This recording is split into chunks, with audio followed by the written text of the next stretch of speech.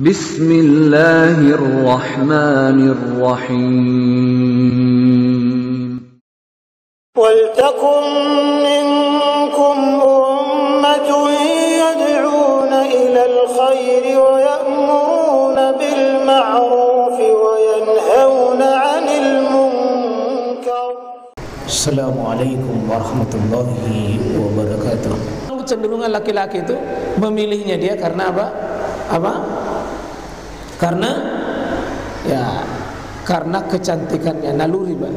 Tapi agama datang sesudah disebutkan li jamaliha wa limaliha. Kalau hartanya boleh, itu pendorong, Pak, untuk bisa kita cinta, mendorong untuk tertarik, boleh. Supaya tidak dipaksa ini pernikahan. Silakan, ada daya cantik, ada hartanya, kemudian wali nasabiha, nasabnya. Tapi ingat, Nabi simpan yang keempat, tapi itu kunci.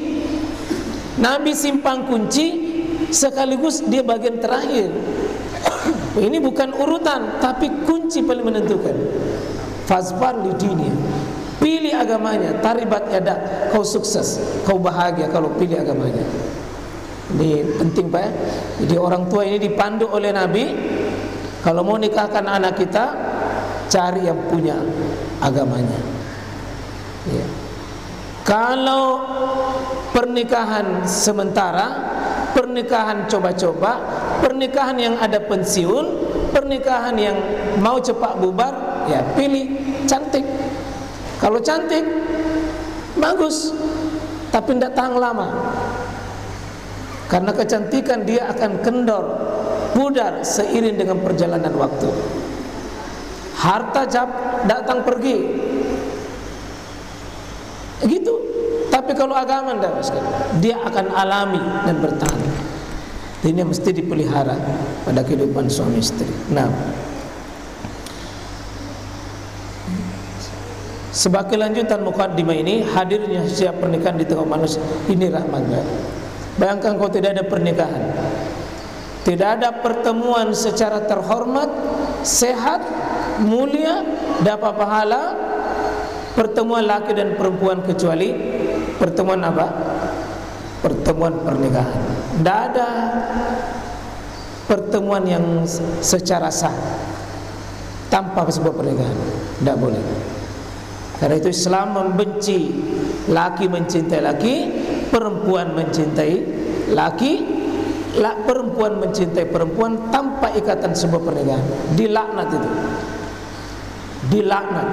Laki mencintai laki, perempuan mencintai perempuan, atau laki dan perempuan mencintai secara tidak terhormat. Maka disambunglah cinta itu dengan apa? Ini pernikahan. Pernikahan ini suci. Dengan adanya dua cinta yang menyatu, diikat, menghalalkan yang haram dengan tujuan dapat ridho. Ini pertemuan yang dapat ridho, dan ini sebuah kebahagiaan. Ini hebatnya sebuah pernikahan, Pak, ya. Ada orang ketemu dari ujung dunia sampai ujung dunia, dia tidak baku kenal, lalu dia bisa dekat sekali, cinta sekali, padahal tidak ada hubungan darah, bahkan lebih dekat dengan siapapun, melebihi dekatnya seorang ibu dengan anaknya, seorang bapak dengan anaknya. Karena kalau ibu mencintai anaknya, ada batas aurat, tetap dia terbatas. Tapi kalau suami istri, mas kalian tidak. Hunna libasul lakum wa antum libasul lahum. Pakaian, kamu kan pakaian bagi mereka dan mereka lah pakaian. Tidak ada batas aurat. Ini dahsyatnya nikah. Itu jangan main-main di sini.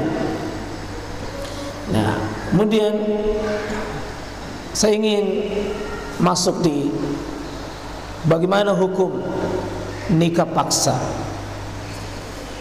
Dan ternyata nikah paksa ini sudah pernah ada kasusnya di masa Nabi SAW.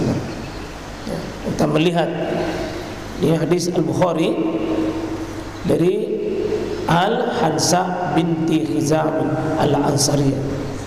Ya, ini seorang perempuan Ansariyah, ya, ini bercerita, ini seorang janda Pak cerita. Pernah ini seorang perempuan yang pernah nikahkan, anna abaha, sesungguhnya bapaknya, kata beliau, ini siapa? Hansa binti Hizam. Hansa binti Hizam. Ini dia mendapat gelar Al-Ansariyah. Kalau laki-laki Ansar, perempuan Ansariyah.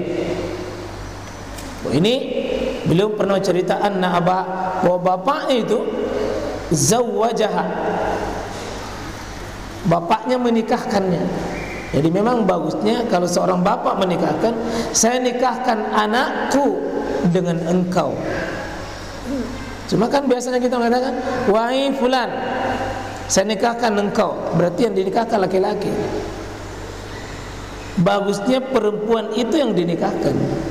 Wahai fulan bin fulan, saya nikahkan anak perempuanku, atau adik perempuanku, atau kemanakan perempuanku, atau cucu perempuanku yang bernama. Itu yang pokok disebut ya. Dan ini menunjukkan bahwa alamat pernikahan itu tidak buta-buta. Jadi kalau ada laki-laki, bukan laki-lakinya dinikahkan, perempuannya dinikahkan. Bahwa anna abaha wa zawwajaha, ya, dia dinikahkan oleh bapaknya dalam keadaan dia apa pada saat itu? Sayyibun. Dia sudah janda. Jadi janda ini dinikahkan oleh bapaknya.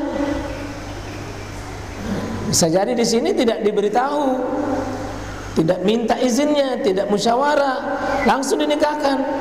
Karena begitu Pak, di masa Nabi, kalau ada laki-laki datang sama seseorang, dibilang sudah menikah antum? Belum. Mau menikah? Iya. Maka biasanya orang itu mengatakan, ada anak gadisku, ada anakku. Biasanya di bawah pohon cuma duduk-duduk berdua, saya nikahkan engkau dengan anak perempuanku. Ini anak perempuan di rumah, sudah nikahkan oleh ini, tidak tahu. Tidak tahu. Ya. Dia dinikahkan, ini padahal dia janda, dia sayyib, ya. Dia janda, dinikahkan oleh ayahnya. Apa yang terjadi? Fakarihat zalik. Dia tidak suka. Laki-laki itu dia tidak mau dikasih begitu sama bapaknya. Dia tidak mau. Dia tidak suka hasil pernikahan itu. Maka fa'atat Nabi sallallahu alaihi wasallam. Dia demo. Tapi caranya demo bukan orang tua yang datang. Dia datang sama Nabi. Ini bagusnya Pak kalau masih ada Nabi. Karena kalau ada hukum mau ditegakkan, ada permasalahan, Nabi menjadi kunci jawaban. Sekarang ini kan tidak ada Nabi.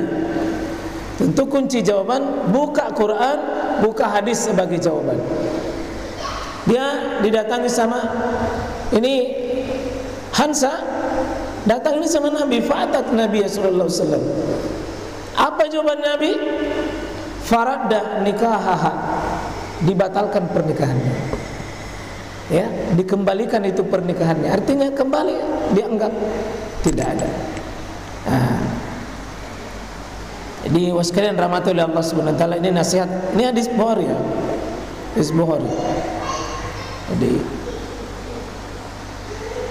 seorang bapak, dia punya hak menikahkan untuk anaknya.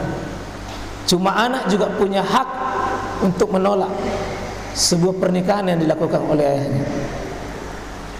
Ya. Kita memang punya anak itu, laki-laki itu punya, bapak itu punya anak. Dan salah satu hak kewenangannya menikahkan, bahkan dia kewajibannya. Tapi dia punya prosedur menikahkan, jangan sembarang. Ya. Islam itu dia tegas, tapi tetap punya prosedur. Ya. Cuma ini bukan berarti bahwa ini perempuan pilih sendiri, anak pilih sendiri. Oh enggak. Tidak. Ini tidak begitu maksudnya. Ya. Tetap bisa pilih, tapi dengan catatan tetap atas pertimbangan agama tadi. Ya. Dan orang tua wali punya hak juga untuk menolak. Sebagaimana bisa. Jangan lupa subscribe ya.